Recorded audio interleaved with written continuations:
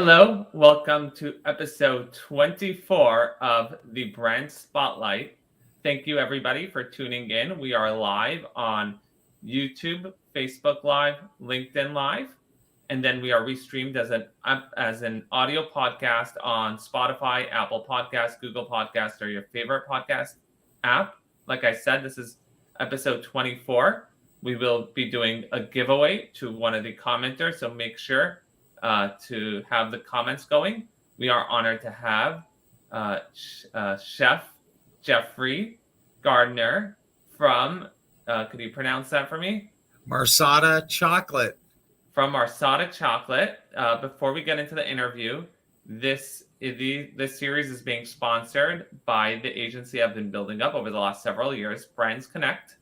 And it is a marketing agency that focuses on crafting custom marketing campaigns that specifically align and are custom tailored to your brands. Without further ado, episode 24. Hello, Chef. Hello, Jeff. Joe. Thank you for having us, me.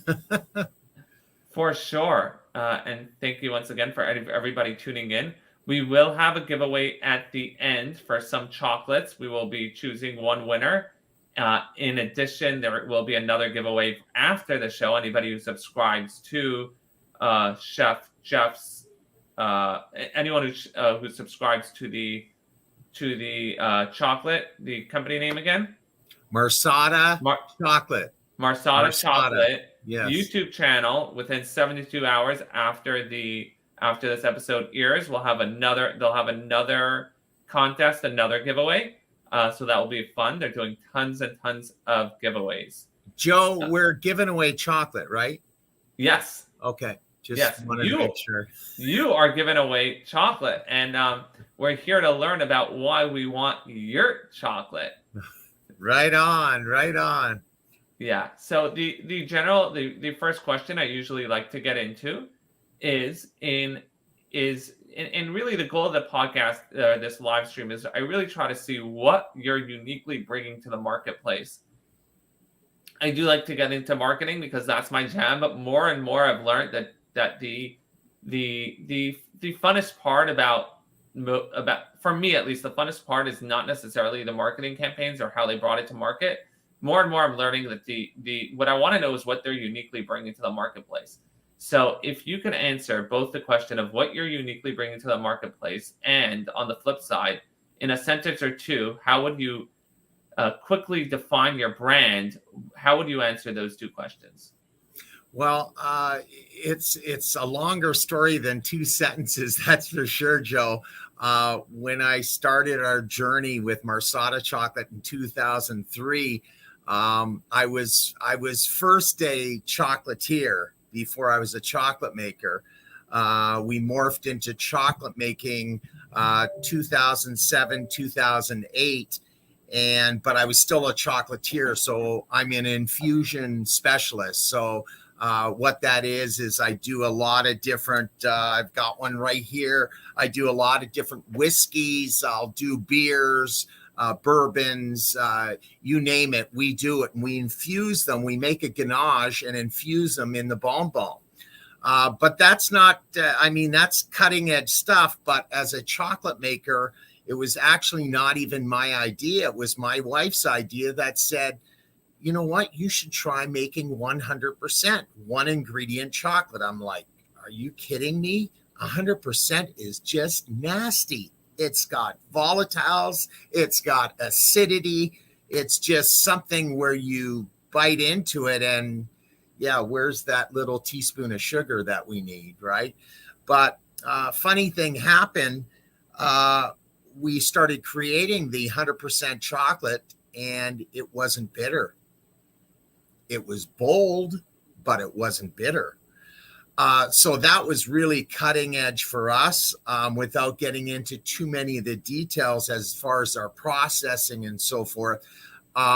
It's just a wonderful chocolate, and I get it. It's not for everyone, but it's certainly, there is a market for it, whether you're diabetic, someone that wants to cut out sugars, whether it's completely or use it as a high quality baking product. So our 100%, believe it or not, out of all the bars we make, all the bonbons we make is our best seller. So it's really, really cool. So people taste it and they're like, yeah, he's right. There's no volatiles. There's no acidity. And typically you'll still get that acidity and sometimes those volatiles at 80, 90%. This is 100, one ingredient. So we just need to let the whole world know about it. So that's basically, you know, in a longer nutshell, our number one product there, and something that's much different. The other thing that's different is our bonbons. So we're a bean to bar chocolate company, which is, you know, we make our own chocolate, we roast, we winnow, we conch, and make infusions, make bonbons, where most chocolate makers, if not all, strictly stick to making bars, chocolate bars, and that's really it. But we do the whole gamut here at Marsatta. Wow, that was a great overview. I do have quite a few follow-up questions. I'll save one of them for a little bit later. I do want to, I know nothing about the chocolate world, but it's really exciting. I love chocolate. Awesome. But I don't know much about the chocolate world, especially the craft chocolate. And I never even knew there was a difference between a chocolatier and a chocolate maker. So I do want to get into that a little bit later in the interview. Sure. I do want to first ask you, how many different products, or maybe we should start with product categories, do you have on the market right now? Well, Joe, it's funny, as you know, an artist, someone that's very passionate about what we do. I had tons of different products. You know, there was one day I was making pain au chocolat, chocolate croissants, and even something like a chocolate croissant. I was so passionate about it that, Joe, when you tasted this, you bite into it and you better be tasting chocolate right away. None of these jelly donuts and what the heck, where is it? You have to bite like 2 or 3 times before you get to the jelly. Well, we didn't want that at all. And certainly I didn't want that. So that's what I was passionate about, doing pain au chocolat, doing bean to bar brownies, doing all these sort of different products. When a customer came in, I was basically like a dog wagging my tail, and, you know, instead of wagging the tail, I'm going, yeah, I'll do it. Absolutely, I'll do it. But as you know, in business, you got to fine tune and you have to have a plan, right? And really, we didn't have a plan. All we had a plan was to make great product, and that stayed consistent right through. That never changed.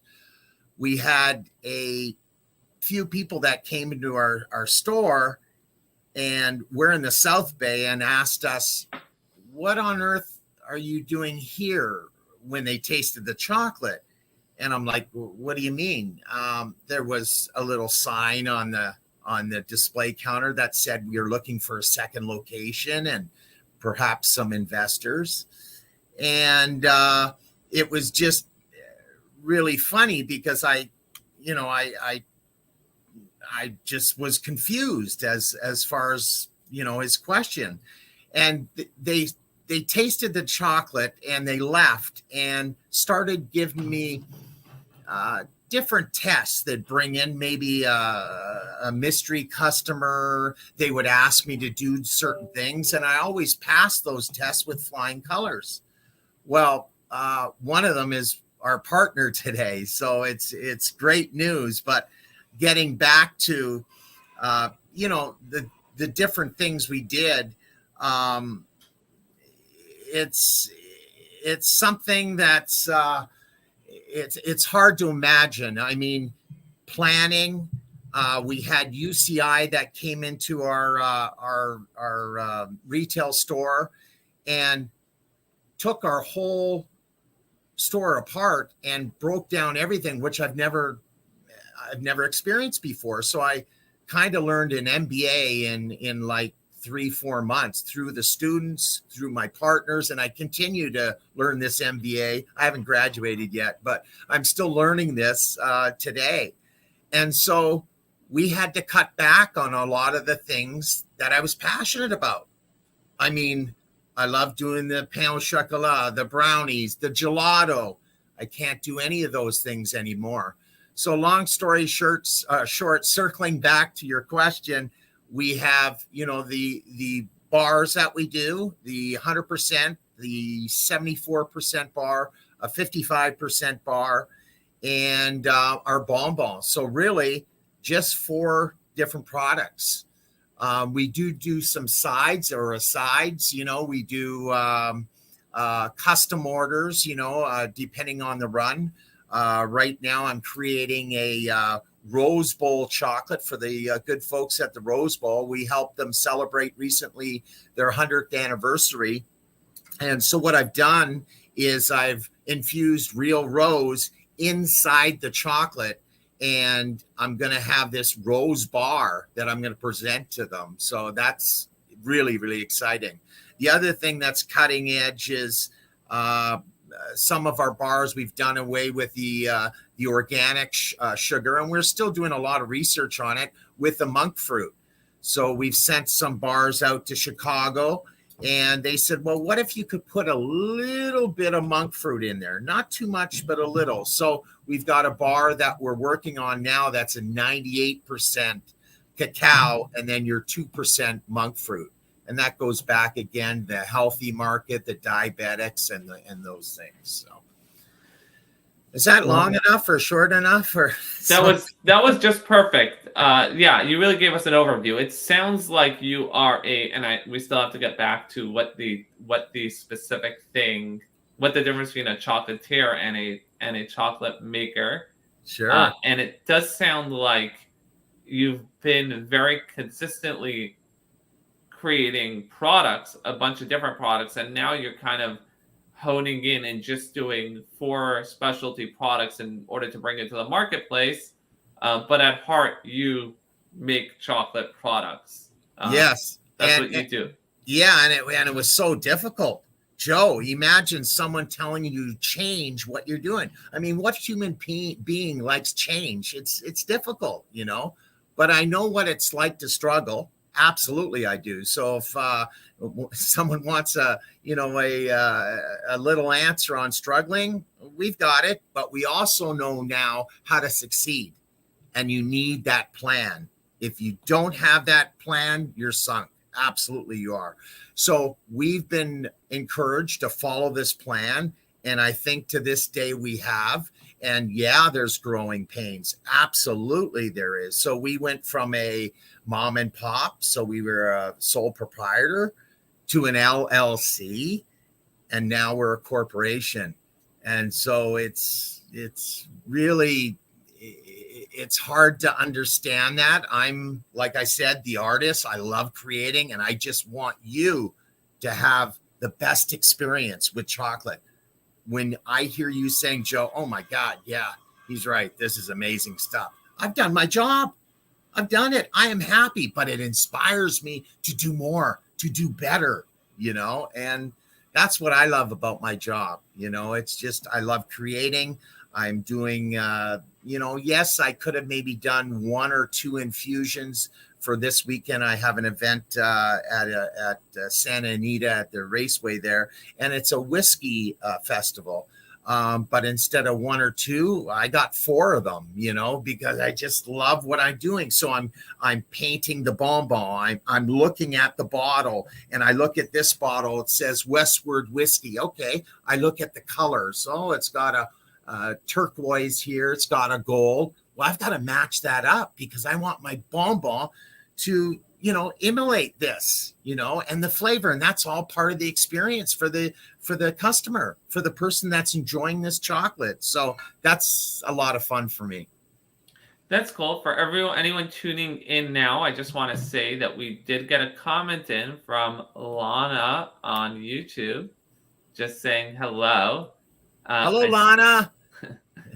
I see a few more viewers came in on Facebook, YouTube, and LinkedIn.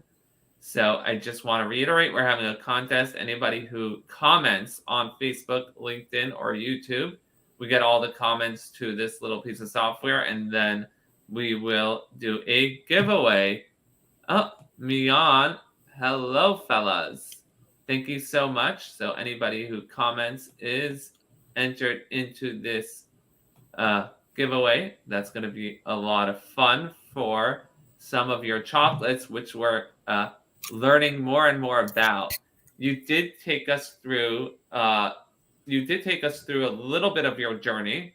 I want to get a little bit more into that. And it sounds like you were consistently producing chocolate. You did get into the 100% chocolate. You did mention the bonbons and the infusions. Mm-hmm. You did mention some sort of partnership that you moved from sole proprietor as a just making chocolates to really just focusing on a couple different products. And then you did say you couldn't help yourself, but for special events, make some infusions. Before that, I just want to get clear. Can you describe what a bonbon is? Absolutely, Joe. A bonbon is a ganache that's inside. So almost like a truffle. I think most of us know what truffles are, right? So what I do to create that is, for instance, I talked about the whiskey. So I'll make a ganache, soft ganache with the whiskeys, and I'll pipe that into a shelled chocolate. So initially I'll make the top, which is for me the bottom of the mold, and then once that is solidified, then I'll pipe in the ganache and then seal it. So basically that's a bonbon. So we do bonbons, but we also do our bars. Okay. Now, I'm going to get a little bit more into your product. I mean, 100% chocolates to me, as someone who doesn't know much, sounds pretty simple. 100% chocolate, go to the factory, find the raw ingredients, and then just put it in a package and call it a bar. I assume there's a little bit more to that. Can you take us through that? And what you're doing a little bit differently, different than what people are doing in the marketplace. And sure. Why is that?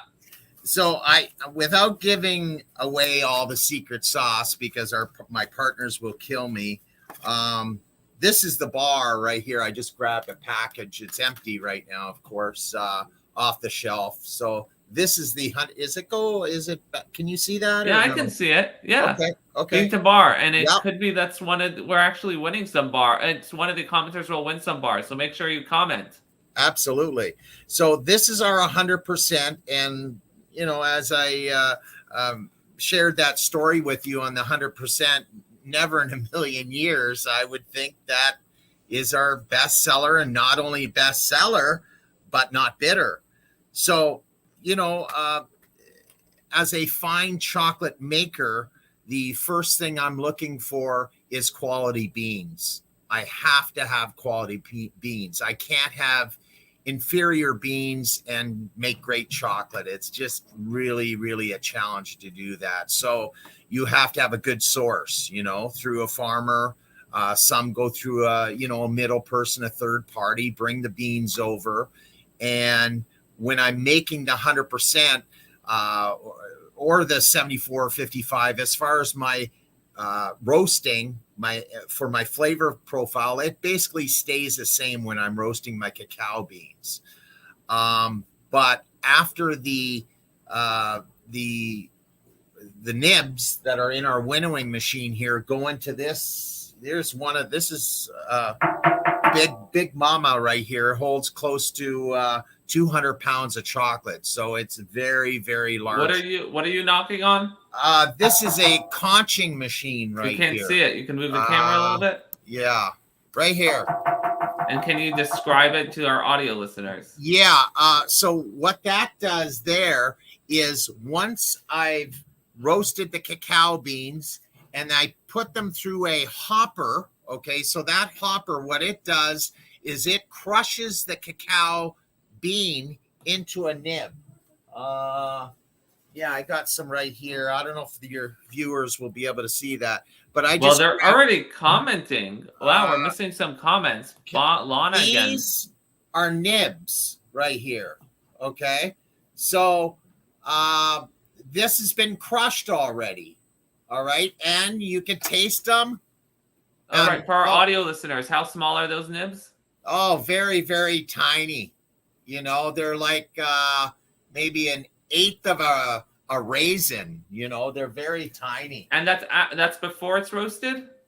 No. That is after it's roasted. So I've got some in bags here. Let's see if I can grab one quickly here to show your viewers. Yeah, here we go. So this is the cacao bean right here. This is the bean. All right.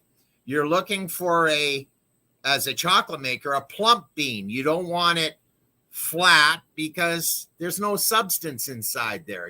There's no nib inside there to create chocolate, so like humans, there's all shapes, there's small, there's short, there's flat, there's plump, and that's what we're looking for. And so when I bring them here to our chocolate lab, what I do is I inspect them, and then from there we roast them. Okay, so I roast them at a certain temperature and a certain amount of time. Okay, so once that's done, it's cooled, the beans are cooled, and when it's ready, they'll go through this big hopper, and what that hopper does is the beans fall through, and it crushes the cacao bean into a nib, N-I-B. So from a bean to a nib. So essentially, nibs are broken down shell and it's the actual nib. So you have both. So, but there's a problem there because the shell, even though it's in a cacao pod, hopefully I'm not confusing. No, I get it. I get it. Okay. There's a shell that you eventually, there's a bean that you roast it. First you inspect it, and I'm very curious about the process, about how you did get into it. It has to be a little bit plump, kind of like the way I envision it as someone who doesn't know much about the origins of chocolate, kind of like a fruit. Like there's some good fruit. So like, yes, absolutely. We all know how to check an avocado. I'm from California. We all know how to check an avocado. Absolutely. Yes. And so getting back to this, so after it goes through the hopper, it separates, but we don't even waste the shell. The shell is used for our cacao teas. So we make beautiful teas from the cacao shell. So really there's no waste at all, so the nib goes in one bin and the shell goes in another. Okay. So it's the prize nib that we're after to put into this conching machine. And then it's so large of a machine and huge wheels that after, 15 minutes, it's liquid chocolate, depending, of course, on the batch. I mean, this holds close to 200 pounds of chocolate inside there. So, if it's a small batch, it's going to go liquid much sooner. And that's when I decide as a chocolate maker what percentage of bar, how sweet I'm going to make it. If it's 100%, well, that's pretty easy, right? It's straight up 100. But again, it depends on what beans I'm using too. There's many different types of beans on the market, and that's grown throughout the world. Some beans have beautiful and an abundance of cocoa butter. Others, not so much. So there's some chocolate makers out there. We don't do that process, but some do.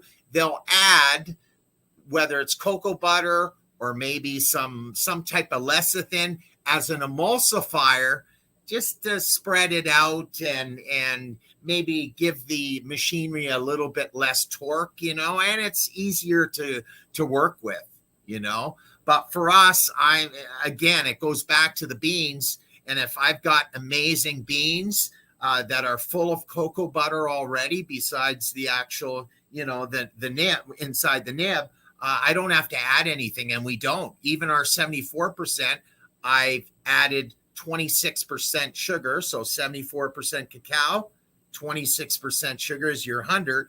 Well, we don't add anything else to it, so that's just 2 ingredients. And then we make a little sweeter of a bar. Wait, what are the 2 ingredients? So it's 74% cacao and 26% organic sugar. Oh, this is for the not 100%. Correct. Yeah. Correct. I got confused there because 100% is just going to be. Yes. Right. So the 100 is straight up, nothing added. Now, when it's done, I can't say too much after that. All I can say is, Joe, think of a fine wine and how that is, and that'll give you your answer. It's something that's um, there's no rush. Let's just put it that Got way. you, got you. I take it that's your proprietary stuff. Absolutely. Yeah. Yeah. And yeah, it's something else. Great with wines or your whiskey. It's just pure flavor when people bite into it. And it's not we know it's not a candy bar. This is something to be enjoyed and just let it melt in your palate. And it's an experience. And like I said, I get it. It's not for everyone. You'll catch my wife in a dark closet any day of the week with 100. Me, not so much. I'm a wuss. I like to have a little bit of sweet. So That's maybe funny. the 80s or the 90s are good for me. Even the 74, I'll eat a whole, if I could, a 55% goat's milk. Again, where a lot of us are, there's a lot of food out there that has sweet, that has sugar in it. If we look at labels, and we're all used to that. And so I usually say at a tasting, the first thing I'll do is, and it'll get a smile on my face, I'll ask them, do you drink coffee? And if they say yes, I'll say, do you drink it black? And when they say yes, I know their palate is very fine tuned and they'll enjoy the 100%. They really do. It's probably 98, 99% of the people, when I ask that question, absolutely, that's their answer. So it's interesting. We're on to something big with the 100%, and especially the onslaught of, the diabetes. It's been around a long time, but unfortunately it's affecting a lot of people, and when we're younger, we're invincible. It's in our brain, we ride our bike, we do things, we don't think about that. But then, you start hitting my age and things start happening, even when you are active, and so you got to be really careful with what you consume, and the quality that you consume as well. So again, I always say it's not a candy bar. Absolutely not. 1 piece a day, 2 pieces. That's it. That's all you need, so I just want to help people. That's all. So that's fascinating. I have so many more follow-up questions, but Sure. I do want to read some comments. Sure. Just as a reminder to anybody tuning in, we'll be doing a giveaway. And Yeehaw. yeah, Marsatta Chocolates. Chef Marsatta. Yes. Chef Little Gardner Italian. Yes. Marsatta. from Marsatta Chocolates will be giving away some chocolates to one of our commenters. We're going to put them in a random, we're going to put them in a number generator, or we'll choose one. We'll see what we do. Cool. But here's some comments. Lana says, bonbons sound amazing. Oh, yeah. Yeah, they are. We have a variety, a set to, and this goes back to the team, keeping consistency with a certain amount of bonbons. So we pick our own lemons. So I have a Meyer lemon that I do a mocha. I also do a triple dark. So these are all with, our bean to bar chocolate. So the intensity it's just beautiful, a pistachio. There's also a salted caramel, and I'll share this story quickly.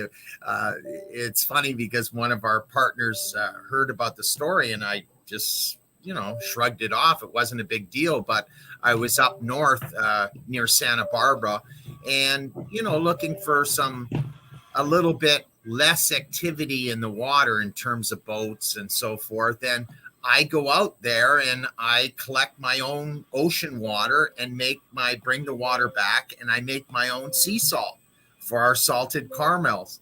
Well, when they heard the story, they're like, "Oh my God, you do what?" And I'm like, "Yeah, it's not a big deal. It's a thing, that we do in the kitchen, and it's a cool concept." So we try and get as much as we can hands-on, and we go back to that story, Joe, about the chocolatier versus chocolate maker. And I had no problem doing either, because when I first started, this was 2003. It was just industrial chocolate, like your Hershey's. There was none of this small crafty stuff, nothing like the cheese, like the beer, there was none of that stuff. And so I didn't think anything of it. But when I posed the question in Montreal, Canada, to a prominent chef that I'll let him remain nameless. But I asked him, I said, can I make my own chocolate? Why can't I? And he just kind of just said no and discouraged me. And so, of course, the next flight I got on back to LA, I was trying to find anything I could. And back then there was very little. There was a little bit online. There was a scientific book that, really got into chocolate and the cacao bean, but a lot of it was, just testing out, just trying. I still recall on Meyer Lane in Redondo Beach, instead of having, this is an industrial size winnowing machine I have now. But back then, I used to have this thing called a Frankenstein. I'd take a hand drill and it would crush the cacao beans, the nib, the whole bean would fall into a busser's tray, those gray busser trays that you see in restaurants. It would fall in there, and then I could turn it at a certain angle, take a shop vac. Instead of sucking the air, I would reverse, blow it, and on an angle, of course, the nib is heavier. It falls to the, to the bottom, and the shell, which is lighter, goes to the top. So I would be shaking and shaking and shaking. And it was late at night. I'm blowing the air, and the shell would go on into the parking lot there. And I never wasted it back then either. I had I got thinking, I thought, wow, you've got this bean here, right? And, this one's a raw seal, so it's a little harder to take the chaff off.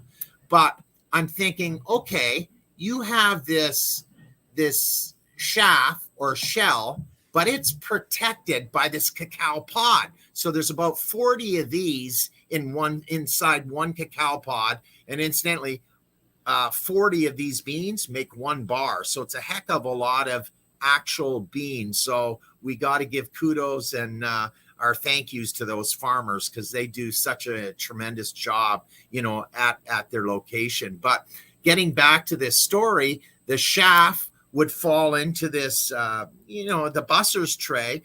And I'm thinking, wow, this is so healthy still. The shell is. I bought a lemon tree. I bought it at Home Depot, and it was just a little one in a pot. But I swept up the shells. I would, winnow, 3 times a week. I would be winnowing the cacao bean, and I would sweep the shell and put it in the pot right on top. And when you know it, after, it had to be about 4 or 5 months, I started jumping down. I'm going, there's these little lemons on this little tree. I'm like, this is crazy, but it's got to be the shell. And so I continue to do that. Well, one day I put my hand in the soil, and I did not think that Redondo Beach or even the South Bay or even LA had like earthworms like this. I kid you not. They were so large. They were large. And I'm like, this is healthy soil. And so it had to be 7-10 months later. I'm getting much larger lemons. I ended up having to transplant that pot. I believe it was 3 times, possibly 4. I had a pot that was as big as this, maybe bigger than this conching machine in front of our manufacturing facility then. And it was all because of this healthy shell. And so, like I said, we make them into teas as well, so that's going back a ways when I first started making chocolate. But the craft chocolate industry has really morphed into a industry where there's a lot of people at home that can make their own chocolate with little machines, and of course from there, that's where if you want to scale up. I've been doing it a long time. Before chocolate making, I was in professional hockey. And so how does that correlate? Well, it probably doesn't. At least now no one swears at me, and I don't have to worry about that. I just have to worry about making good chocolate. But I just practice the same principles that got me to professional hockey with chocolate. So I just want to not only raise the bar but exceed it like so much, because I believe people deserve just beautiful experiences. So I'll be quiet. Sorry. No, that was great. We have a few more comments came up, and I still have a ton of follow-up questions. Sure. Especially about the machinery. I'm gonna get into that. Mion says, flies from YouTube. Now I want some chocolate. Well, you are entered into a giveaway, so you might get. All and right. Albert, who's also commented on many of our other lives so far, and chocolate is a major weakness here. Is that a weakness? I don't think so. No, we celebrate it. That's not a weakness. No way. Awesome. I see some more people tuned in. I just want to let you know that Chef D Gardner and you keep Marsatta Chocolate. From Marsatta. Joe, quickly, that's an acronym. It was a name that my wife and I were traveling to the Hollywood Bowl one night, and I'm like, oh goodness gracious, I better bring some chocolate, and I brought a flask of wine and a couple cups and a little beanie bag there and a pen and paper. And so I just encouraged my wife Naomi to think of different words that describe this chocolate in a beautiful way. And so we had a bunch of words, and we basically brought it down to maybe could have been magnificent or marvelous or something. I've got that piece of paper somewhere, but I'll have to look for it. It's been a few years now, but it's an acronym. And so we shorten it down, and that's how Marsatta was born. Cool. So Yeah. Marsatta Chocolate. So you will actually be doing a giveaway to anybody who comments. You could comment on LinkedIn Live, Facebook Live, or YouTube Live. If you're watching the replay, they are doing Marsatta Chocolates is doing another giveaway for anybody who subscribes to their YouTube channel within 72 hours after we release this episode. So that will be fun. In the meantime, I did get to the comments already, but now I feel like I've learned chocolate making, and you've alluded that I can do it in my house. People do it in their houses, so we'll talk about that. But we're actually coming to highlight your brand. Yeah. So what I did learn is that it starts at the beans. You must have learned, and I do want to get into that if we have time. You've learned how to pick the best beans. It sounds like you actually have compared this to coffee. It used to be that anybody who wanted coffee, 10, 20 years ago, you would go to the department store, buy, I'll use the word low quality instant coffee, cover it with sugar and milk. All of a sudden, there's this whole craft coffee business where people actually want to taste the coffee because they're able to get more higher quality beans. And there's even a term coined called the coffee snob. Imagining that there's such a thing as the chocolate snob with the 100% chocolate people. I heard you make them, but you're not yourself one. You've alluded to that. Yeah, no, definitely not. And it's really interesting, Joe, that you mentioned the coffee, because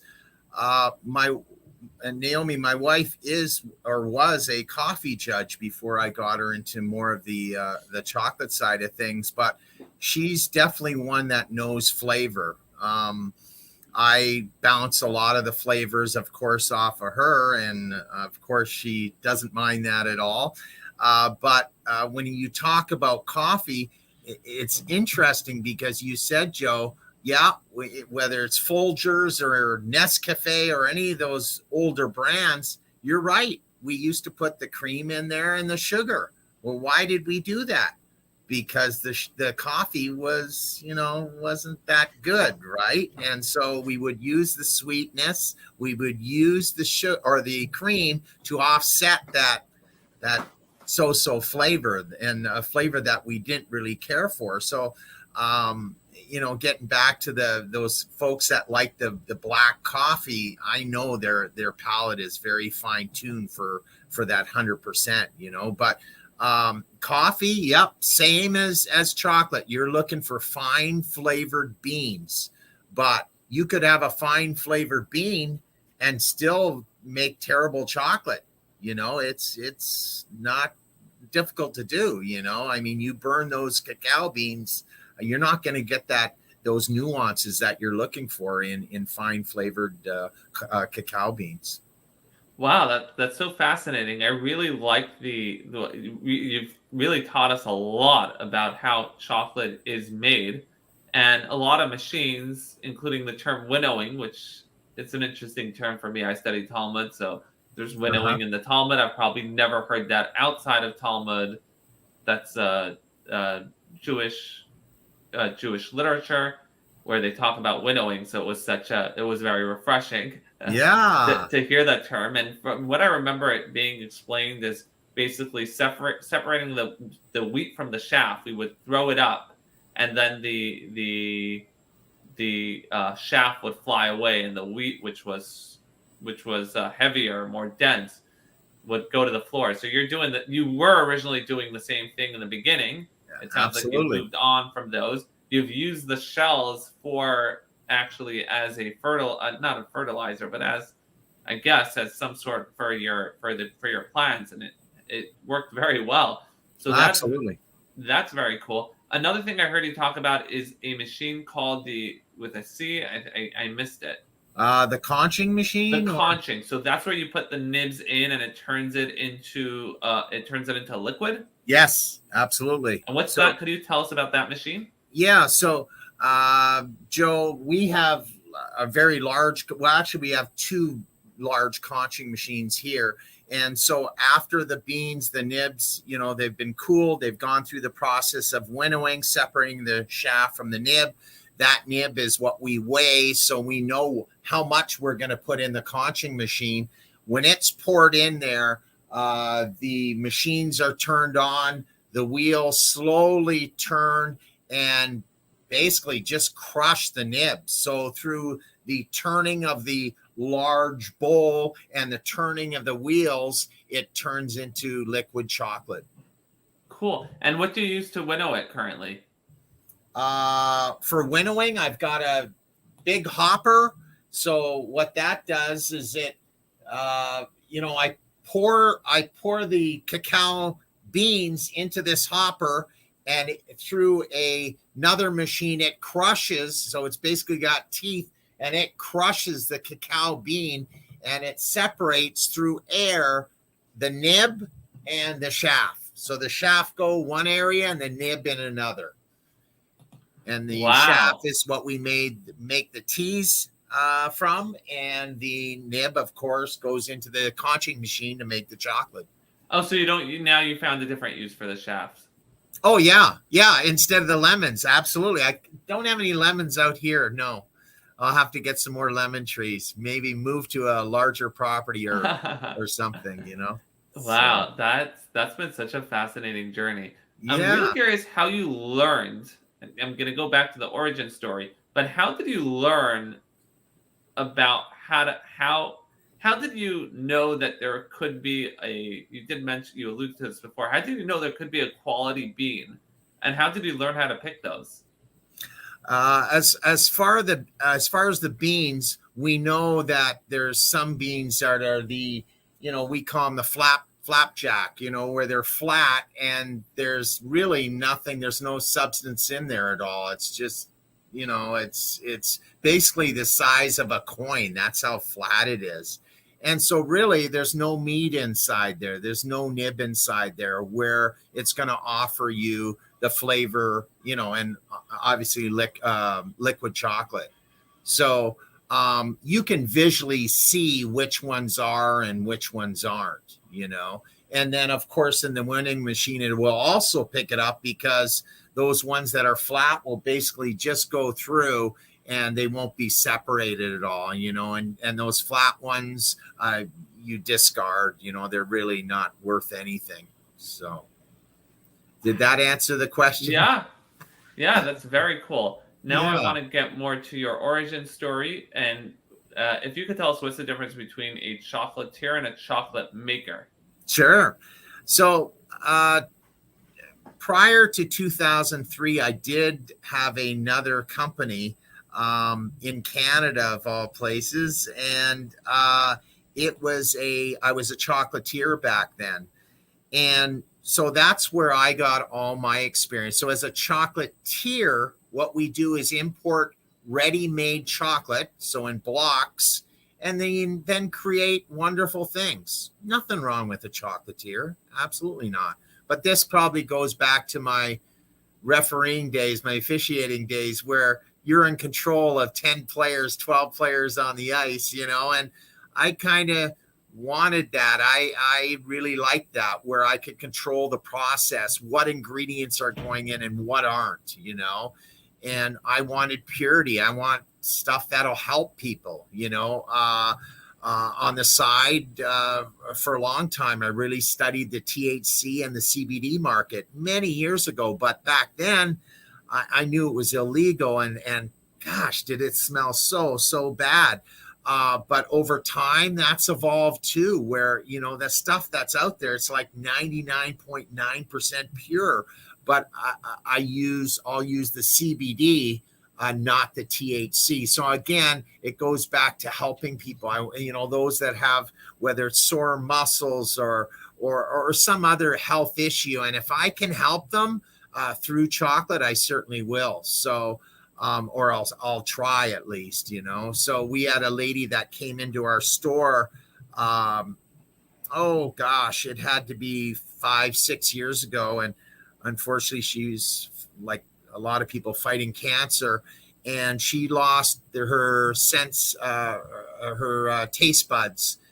And I was so happy. Well, what happened was she came in, I let her try some of the cacao nibs, and she told me, she says, I have no taste. All of a sudden, her eyes widen up. I'm like, oh my God, what did I do wrong? And she goes, you don't understand. I've got my taste buds back. And I'm like, I was beaming. I'm like, oh my God, that is the greatest thing. That is awesome.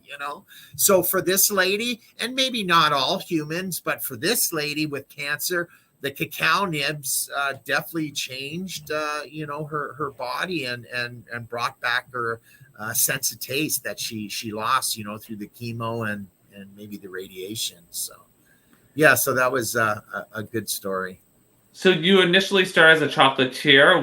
What initially brought you as a chocolatier? Was it just a job, or you were fascinated by this industry? As I was a official first, I was a hockey referee, a pro hockey ref, and not my wife, and another gal back then that I was dating. Her mother brought me into chocolate, and I knew chocolate as a youngster growing up in France. My mother's from there, and I lived on the border of Germany and France. And when I moved to Canada, or back to Canada as a young boy, I always looked forward to those parcels we got of maybe some clothes, children's clothes, but also tucked into those clothes were always chocolate, whether it was marzipan or some other chocolate. And so that was probably my first introduction to great chocolate, good chocolate. And so fast forward to the 90s, I ended up, selling some chocolate with my then partner in a retail setting in a shopping mall. We had a table. It was Valentine's Day, and we sold out of everything. So right away, you got visions of not sugar plums, but dollars, that you're the next best thing. But little did I know back then, and so we opened up a store. We had a few differences ourselves personally, and I ended up leaving the business. I left everything, my shares, a whole bit, and didn't think I'd go back into chocolate again. I moved here in 2000. Where are you currently? I was in Winnipeg, of all places, right? We call it Winterpeg. It's a very cold place in the winter, but the people are fabulous. They're just warm-hearted, great people. So I moved. You're currently in Winnipeg? Where are you currently, though? No, now I'm in the South Bay. Yeah. Oh, California. Yes, yes. So I'm in Torrance, Lawndale. We have a production facility here, but we ship across the country. Everything's good. So I moved here in 2000. Didn't even think I'd be going back into chocolate, and when you know it, I was rollerblading and I saw this woman in front of me rollerblading as well on Newport Beach on the Strand there, and I left Winnipeg just to work on myself and just take a break from that industry and see what I wanted to do in life. And so I had a pasta salad and I'm eating it and I have my rollerblades on and I used to speed skate. So, it was easy to eat and rollerblade at the same time for me. And so I saw her in front and she said she was from Minnesota. And I thought, oh, that's got to be good people. That's part of Canada, or I thought it was because it's cold weather, right? And I told her through our conversations that what I used to do. I said I used to, referee professional hockey and that I mentioned chocolate. And as soon as she heard chocolate, she's like, oh, chocolate. Maybe you could do that again, and that kind of planted the seed later on. And we got dating and we ended up moving to the Redondo Beach area there. Had Emma, one of our Oompa Loompas. We have 5. So Emma's the eldest. And so I started making chocolate as a chocolatier. So my first bar was a caramel macadamia bar. When we got married, so I made a milk bar and a dark bar. The milk bar, the logo on it says Marsatta Fancy Chocolates. Of course, we've morphed now, and it's Marsatta Chocolate Corporation. But there's an image there, and it's got a couple surfers on there, a Canadian flag, an American flag, surfers in the ocean there, enjoying the surf, and it's our wedding party superimposed on the actual bar there, the image. So that was really cool. And that was the work of my late father. So I'll always have that.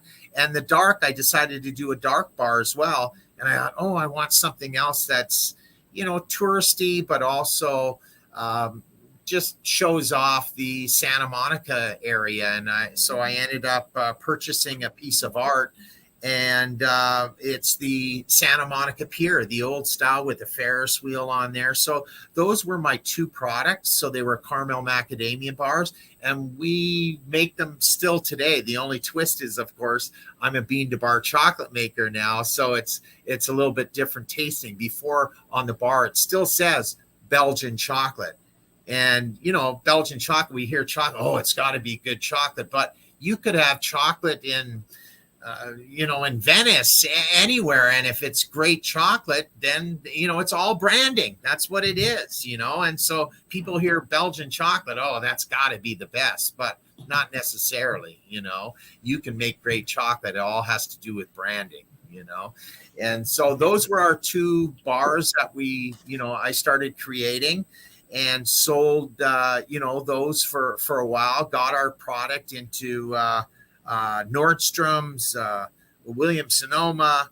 I also, I shook my head one day when I was driving a forklift out to a semi, and I'm like, am I living the dream or what? I was making little bits for a brand called Ciao Bella, which does amazing gelato. So they have a factory in Oregon and one in Pennsylvania. They may have another, but just great people, and started doing bits. And this story is kind of all online, and the newspapers followed the story. But what happened was, I did mention to you, Joe, that I have 5 children and we're a hockey mad, and I'm talking mad.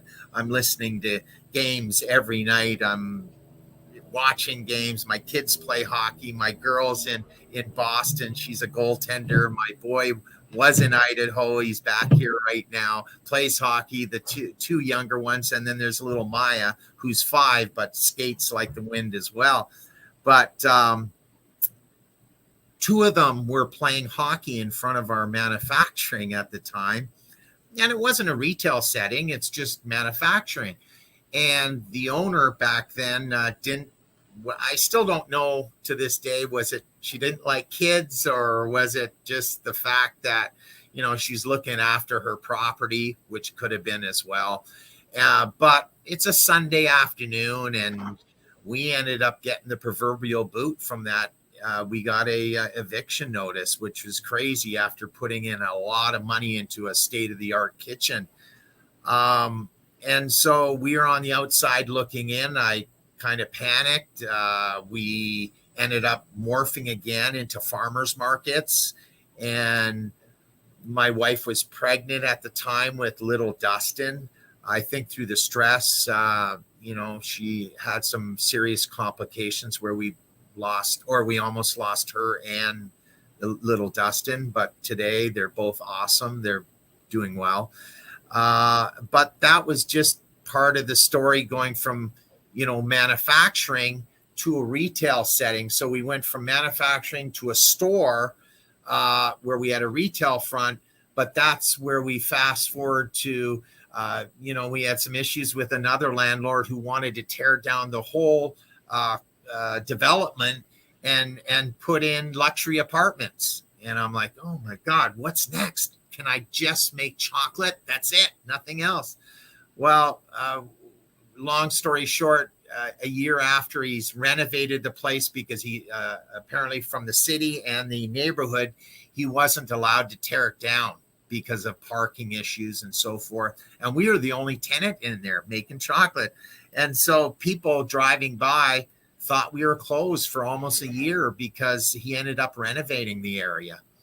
So fast forward the next year, guess what happened? COVID. So we had 2 years of COVID, right? So now everyone's experiencing, as far as business, what we've been experiencing the year prior. So, you know, whether it's bad things, good things, I'm just thankful that we had my partner there that came in, you know, that day, tasted our chocolate and just was blown away by the process and what we do. And we're so thankful we're still here today because of our fans, our customers. I think our passion and our, not necessarily our willingness, but I believe you, Joe, and Lana and everyone else deserves the best. Why not? Why shouldn't you have the best? Not stuff that is okay, but I'm going to make lots of money from it. No, give them the best. They deserve that, you know? And so that's what we're about.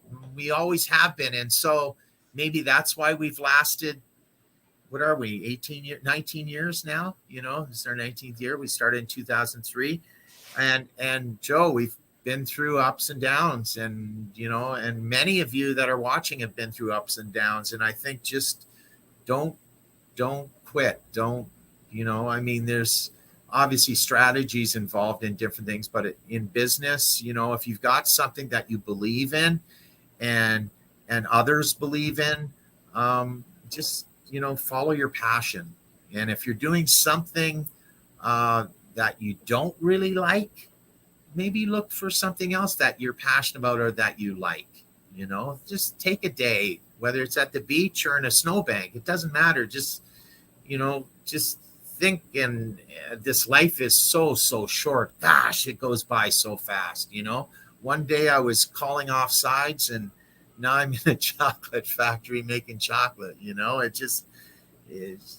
And I'm thankful. I have a beautiful family. You know, I'm thankful that I'm talking to you today and sharing my story and our passion. But you know, I just like making good things for people. So, okay, I've said enough, right? Yeah, no, that's awesome. I want to hear more and more. I'm actually curious about when you started with a store, or you started just with the manufacturing? So, like I think a lot of businesses, we started in a condo setting, you know, and that's where I started tinkering with chocolate. And from there, you rent space. We rented space. So how did you sell when you were in a condo making it out of your kitchen, maybe with a cottage license, maybe without? We won't talk about that. But how did you get it sold? Yeah. So what I did was that was me practicing, but then I knew I needed a facility where I could actually make, and make it properly. So I rented out space. Absolutely. Shout out to Isabella's Cookies in Redondo Beach. They gave me my first space, Jennifer and Phil, and I would go in there. I'll never forget, I was refereeing. After I retired, I reffed adult hockey, and I would go and ref some games, adult games late at night. I'd roll into her place 11:30, 12 o'clock at night, work making some bars for an hour or possibly two, and then package everything up, which is sometimes a pain in the butt, and then take it home with me. And then in the daytime, I'd be selling. I'd go to different places and sell the bar. And so you stood on a street corner and sold them. You went to shops and sold them. No, I would do that if I had to. Absolutely. No, I would. I'd look at different stores. I've always wanted to get into, your Gelson's, your Lazy Acres. I had Whole Foods knock on my door at the manufacturing wanted our chocolate, and a number of other places that I wanted to be in. But again, when you're scaling up, the danger is if you do get that order, you better fulfill.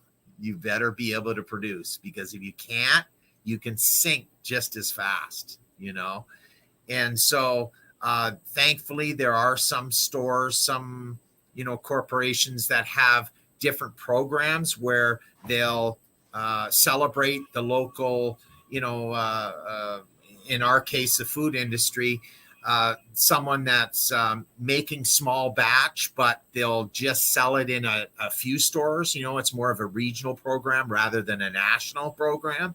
And that certainly helps, different food businesses. So. And currently, where are you? Currently, how can someone buy your chocolate? So after we got out of the retail setting, with the COVID, we realized everyone was ordering online. And so we have our team created an amazing website that I can't take any kudos for at all. I just do our magic in the kitchen here, but the website is really easy to order from. Also, you can order through. So we morphed and we're in it's almost like it is a Uber facility where, Uber drivers come in, Uber Eats, your Grubhub, your DoorDash, and they order through the Otter system there. We get the orders and you can pick them up there. A person can pick them up, like a customer can pick them up, or a driver can at that facility.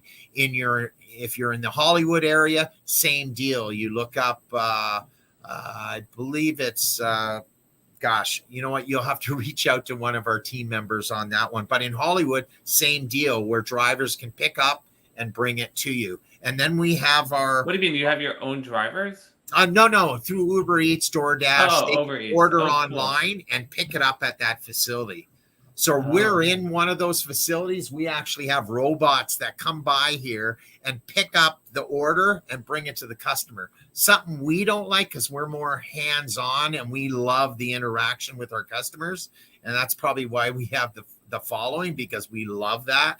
But we also have a showroom that is open Saturday, Sundays over on Del Amo Boulevard, 1972 Del Amo in Torrance, where our customers from 1 to 6 on Saturday and Sundays can actually pick up. So they'd order online and pick up, or they can see what stuff we sell and place your order there, either or. So that's another way of them ordering. But, through the COVID stuff, there was a lot of businesses that were lost, and those that survived had to, step up and change. And this is a total change for us, but we had to do it, And so even though it may look a little impersonal, we still make appearances, on the Saturday, Sunday.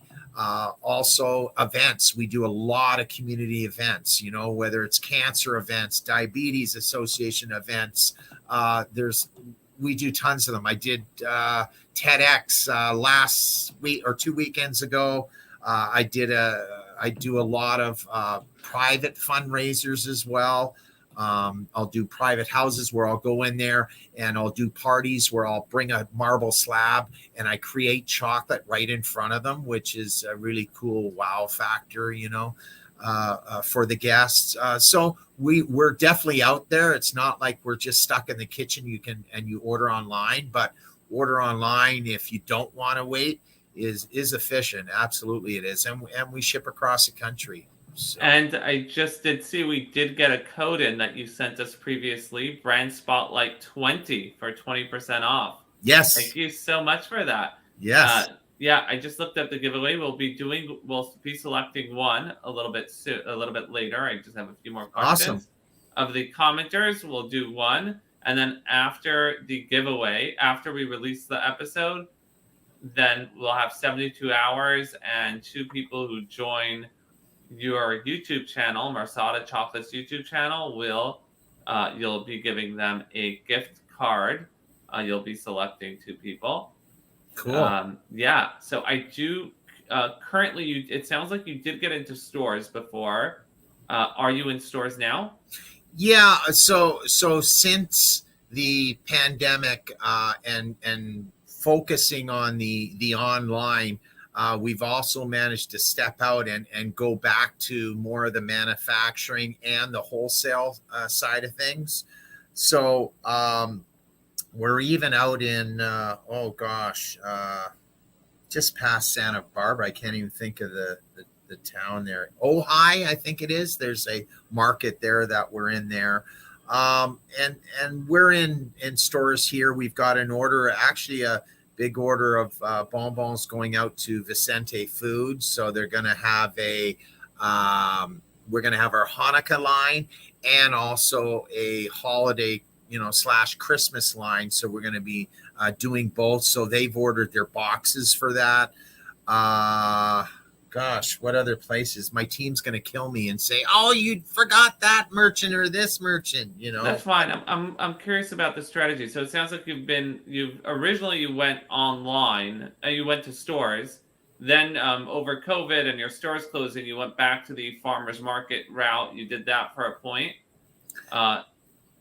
First, so when we were manufacturing, so we were wholesale.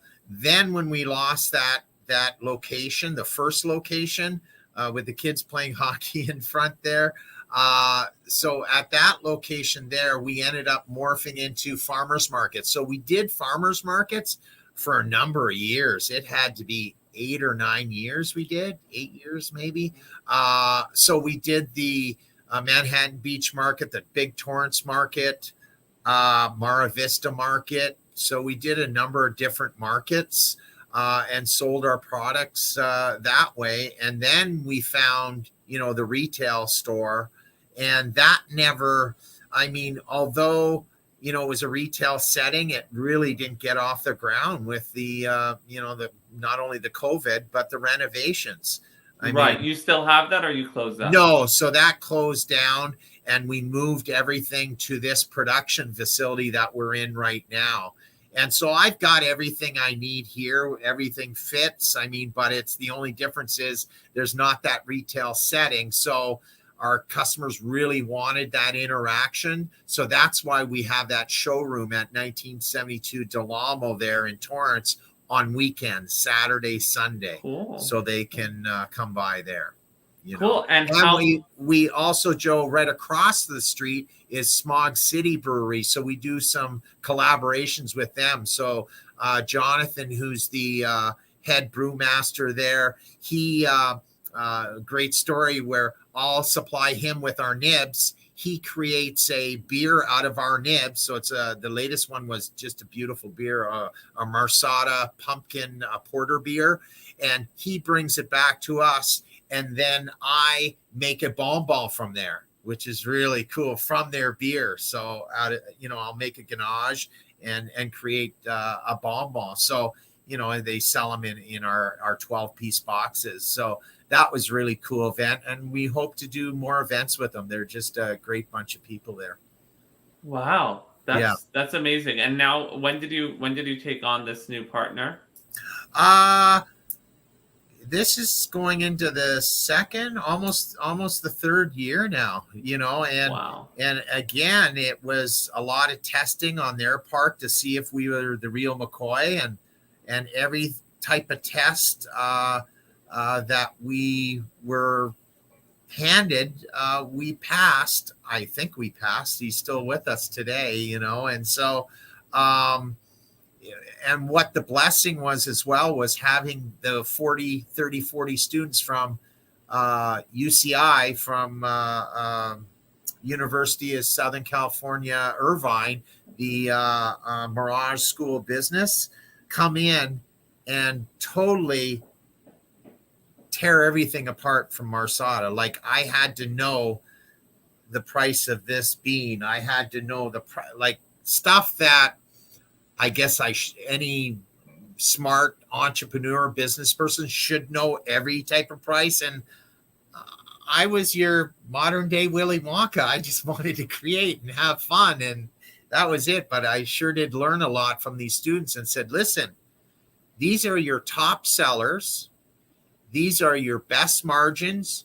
We recommend. My partner always says, when he says recommend, that means do it. So he said, we recommend that you carry these bars and your bonbons. That's it.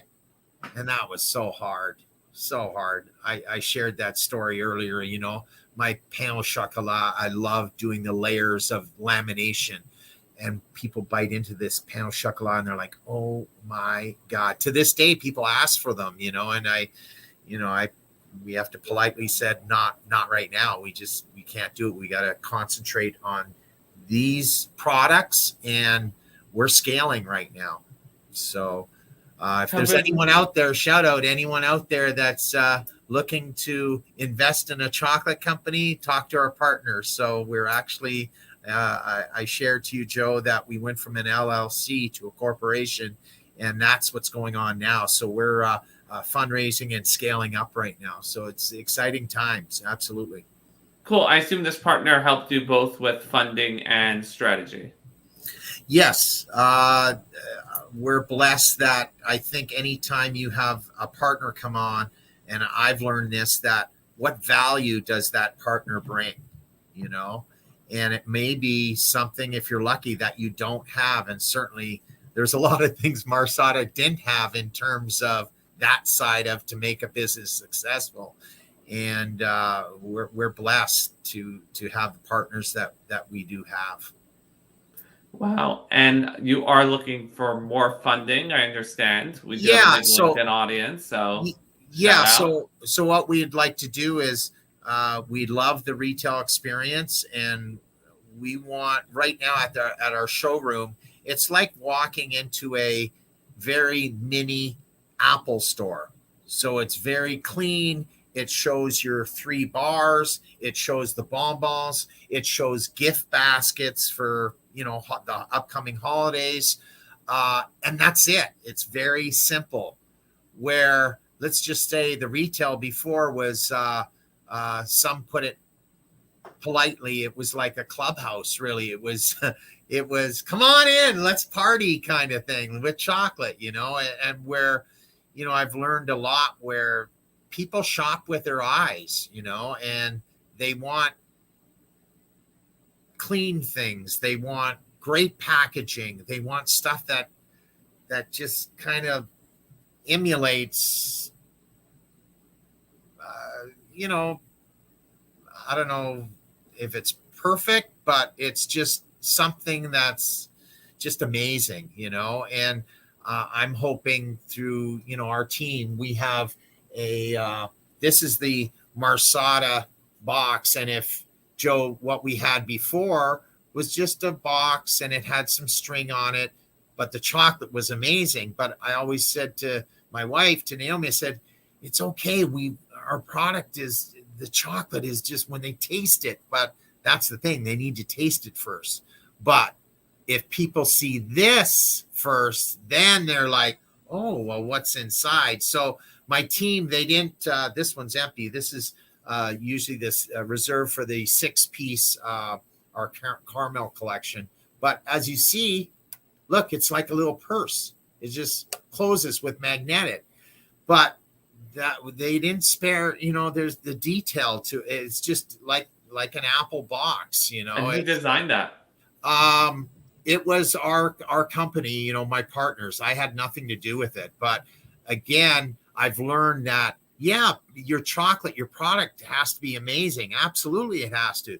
But they shop with their eyes. And I failed to, I never really took on to that concept, but I'm seeing it now, but I'm still like, oh, but the chocolate's amazing, You're proud of your chocolate. Oh, you know what? If I have terrible chocolate, I won't do it. Absolutely, I won't do it.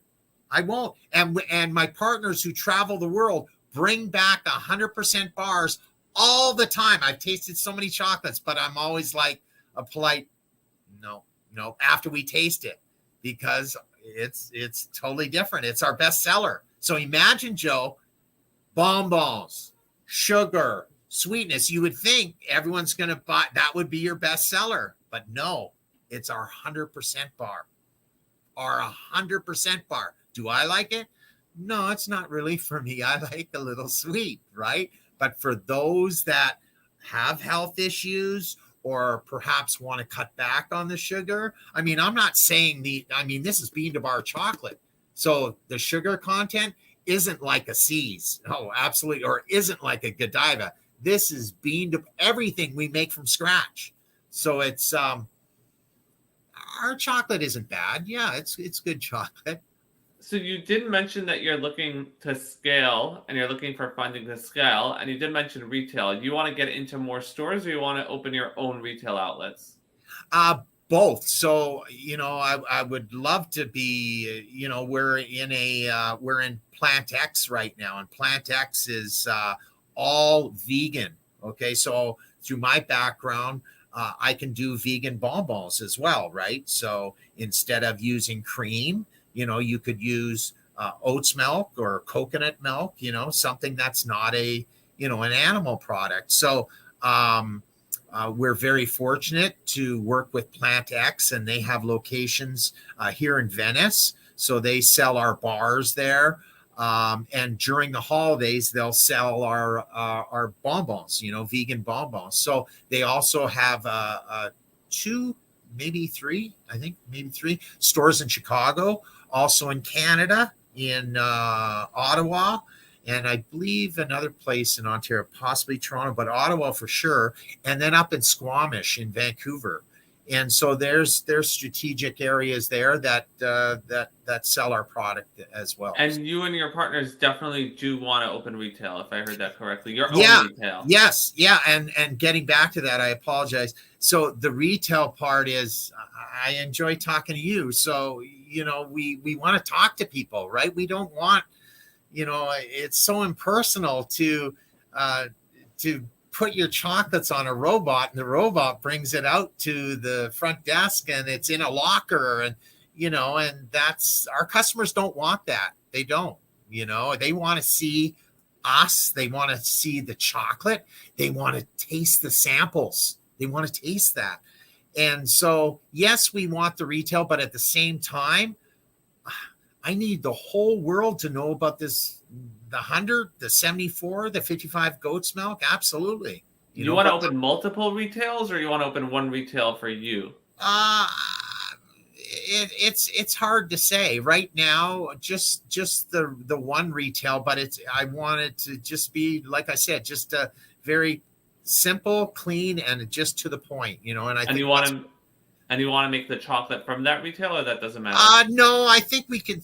I mean, my dream would be, yes, we create it with glass that people can actually see, us making it, the winnowing process. Absolutely want that. But, we've got to take baby steps right now until, we'll get an investor or two, So yeah, got you. So in the meantime, you're focusing in both stores and online sales. Yes. Once you get into a store, is that good enough, or you have to do marketing to get it off the shelf or Uh, sampling, it- etc.?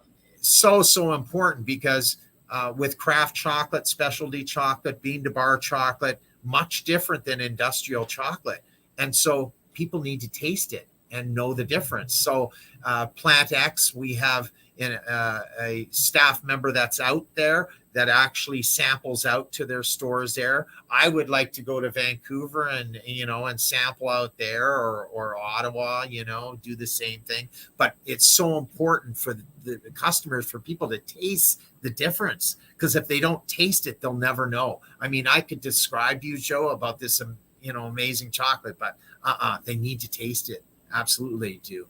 And then when at these different events, a lady will look at me and she'll say, "Oh, my toes are curling," and I'm like, I know that's a good thing. I mean, they have these out of body experiences, much different than men. Most men, we tend to eat and enjoy, but not say too much. But females are very special in the chocolate industry. They emulate just it's just an out of body. It's just many special things I think happen inside their body when they taste chocolate. I'm not saying all men, but most, just we tend to eat it and yeah, it's good, and that's it. So it's interesting. I kid around and say, "Yep, I'm a chocolate psychiatrist, psychologist, everything chocolate," and never interrupt a woman when she's having her chocolate. Never. And it may take 3-4 minutes. We get some really crazy. I can't share some of the comments here because they're very explicit, but all in a good way. Absolutely, it is. But yeah, it's fun sampling out the chocolate. Now, the only craft chocolate I've heard about before yours was a company that actually went very big, Human Chocolate. Are you familiar with them? I am. If it's the same one you're talking The about, that's HU. HU. They're relatively new. They've been on the market now.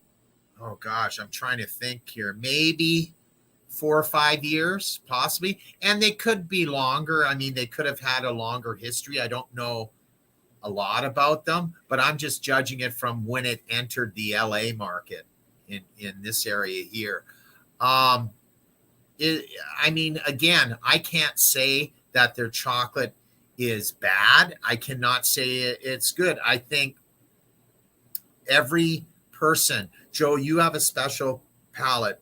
Lana has a special palate. If you tell me a chocolate in downtown Los Angeles is the best, I better respect that, because that's your palate. You own that, right? So who am I to say, oh, mine's the best? No, absolutely not. But at 100%, it's a different story. I'll go to battle with that. Absolutely. Wow. Yeah. Wow.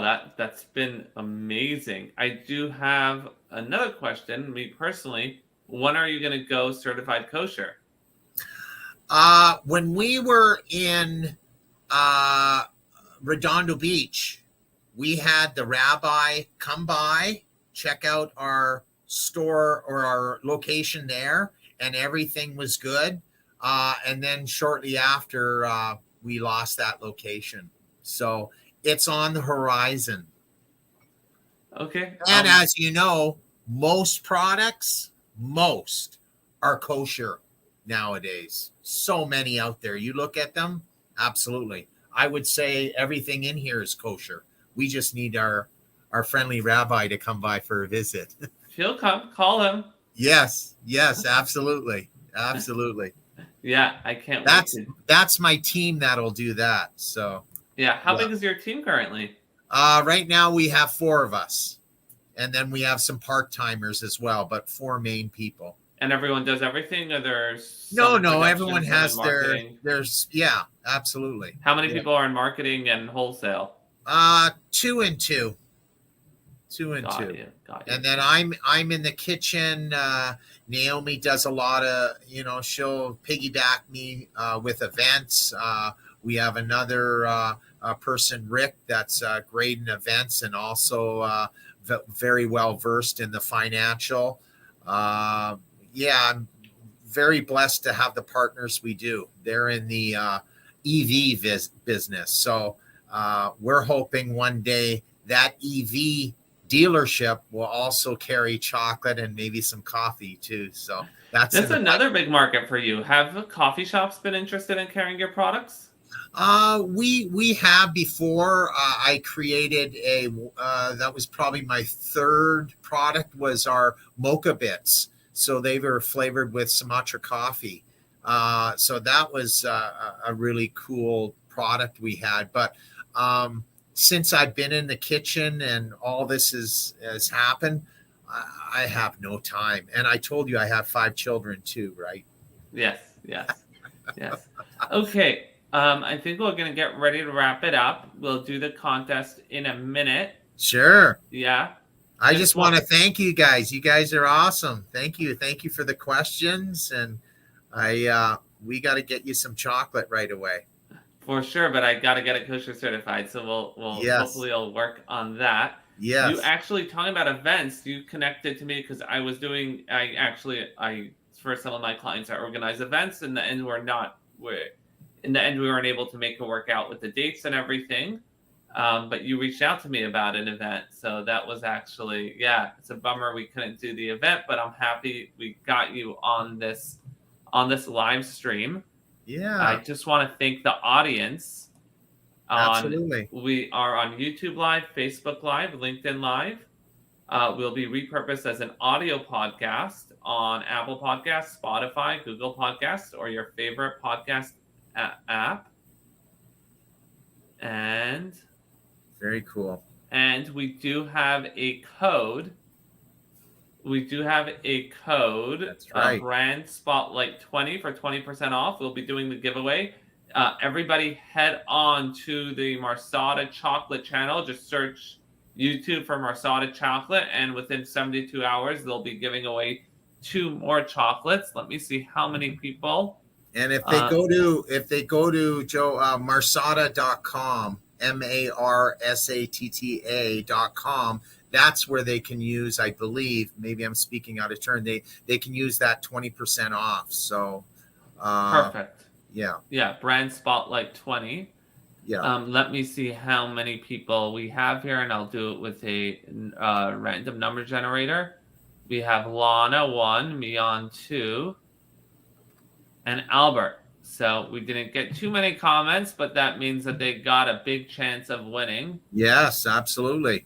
Random number generator. It's not the $2 billion that was recently awarded in the lottery, but hey, chocolate is a great second. 1 second. And your chances of winning are huge. Yes. Okay. Here. I'm just going to close out all the other windows. Yeah, and Joe, I mentioned the gift baskets we do with the holidays coming up. We definitely have those as well. So they're online right now at marsatta.com if there's anyone that's interested in those. 1 second. Here we go. I'm just going to share the screen. Generate number 3. So that is Albert. Albert has won. We'll be in touch. Albert can reach out to us. Whoa, way to go, Albert. Yeah, and just a reminder that to please sign up, subscribe to their YouTube channel. For the last question, any parting words? And I guess you usually ask where can we find you, but we know where you can find you. But any parting words? Well, for me, I just want to thank you guys for this opportunity. This is wonderful. And if there's anyone we can help in any way, whether you're, Joe and I reached out to Joe for an actual connection, and it turned into his podcast, which is really cool. So if you can help someone in a fundraiser situation, do it. Absolutely. And if there's anything Marsatta can help you with, would be happy to hear what it is, and the team will reach out to me or vice versa. So I just want to give you guys a great thank you, and appreciate Joe, you and Lana. So thank you. Episode 24. Thank you for listening.